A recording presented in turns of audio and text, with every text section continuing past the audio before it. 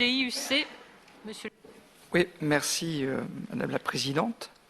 Je serai bref pour commenter, donner notre position de vote sur les deux comptes administratifs des deux anciennes régions, Nord-Pas-de-Calais et Picardie. C'est vrai qu'on ne peut pas faire table rase du passé et que même si en fait l'état financier qui a été présenté par Jean-Pierre Bataille est clair, c'est en fait la marche en avant que nous souhaitons absolument engager. Les électeurs nous ont fait confiance et aujourd'hui en fait c'est bien la mise en œuvre d'un projet qui est devant nous. J'ose dire que nous sommes des élus responsables et que nous ne construirons pas la nouvelle région Hauts-de-France sans tenir compte forcément de l'héritage du passé des deux exécutifs précédents. Les conclusions des délibérations qui nous sont présentées ici sont limpides. C'est à partir de cette situation et après avoir honoré les factures en attente qu'une trajectoire de redressement des comptes est engagée. Et Jean-Pierre Bataille, je pense, l'exprimera encore tout à l'heure.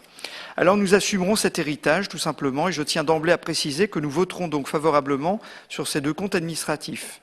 Non pour cautionner la gestion des exécutifs précédents, mais par souci de continuité de service et par respect envers l'institution et le travail fourni par le nombre de collaborateurs qui ont œuvré finalement sous la responsabilité politique qui a perdu l'élection régionale au cours de la séquence du mois de décembre dernier. Quelques mots sur le compte administratif Nord-Pas-de-Calais pour commencer. Il va sans dire que la majorité précédente ne nous a pas laissé un terreau des plus fertiles sur lequel pourra pousser facilement nombre de projets. Pour préparer dans de bonnes conditions la fusion et l'avenir de la grande région de France, nous aurions pu rêver mieux. Le terrain est miné et sans les talents des membres de l'exécutif, et en particulier de Jean-Pierre Bataille, la chute aurait pu être inévitable. Ce compte administratif de 2015 Nord-Pas-de-Calais reflète le train de vie d'un précédent exécutif en perte de repères, en perte de responsabilité peut-être, décroché du terrain certainement, préparé une échéance électorale, mais surtout convaincu d'une défaite annoncée. Des dépenses réelles en forte augmentation, la présentation a été claire, qui approchent les 2 milliards d'euros et qui traduisent un manque de contrôle et de maîtrise budgétaire. Une épargne qui s'effondre avec un taux d'épargne brut à 16%. Si nous maintenions le rythme de baisse d'épargne qui a été présenté en Nord-Pas-de-Calais depuis 2012, nous parviendrions à une épargne négative d'ici 2025 et un investissement en hausse de près de 1 milliard d'euros, engendrant un recours à l'emprunt démesuré. Bref, une direction que la nouvelle majorité régionale ne s'empressera pas de suivre, nous le savons. Et même si, pour être tout à fait objectif et transparent, comme l'a fait le Césaire dans son rapport, il convient de souligner l'augmentation des recettes et le bon taux d'exécution, il est clair en fait que la situation est préoccupante. Avec un bémol en plus, sur lequel nous serons attentifs, c'est celui des taux de réalisation. Et je ne doute pas en fait que notre vice-présidente Valérie Létard y sera très particulièrement attachée, notamment sur les fonds européens, avec une piètre réalisation de 9%.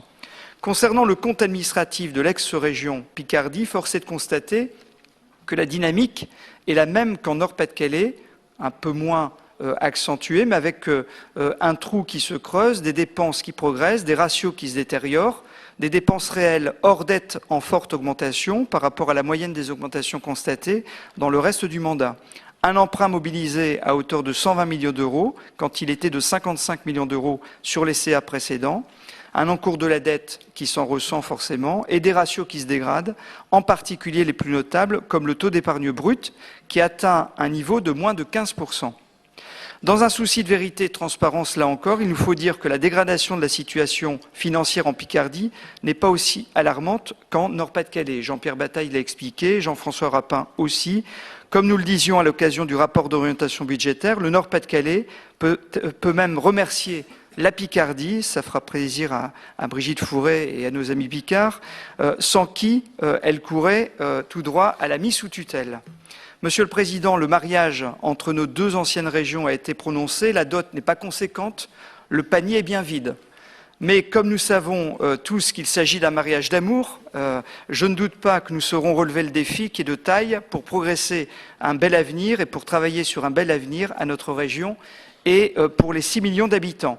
Toujours est-il que cette situation financière, héritée des deux anciennes régions, conforte le besoin d'audit. Nous l'avions déjà exprimé ici largement. Et nous vous remercions de nous avoir entendus depuis ces derniers mois pour engager toute une série en fait d'évaluations et d'états des lieux qui nous permettront, nous l'espérons, de travailler correctement sur la mise en œuvre de nos 200 propositions, des propositions que nous avons portées avec vous dans cette campagne régionale et que nous comptons bien mettre en œuvre à vos côtés au cours de l'ensemble de la mandature. Merci de votre attention.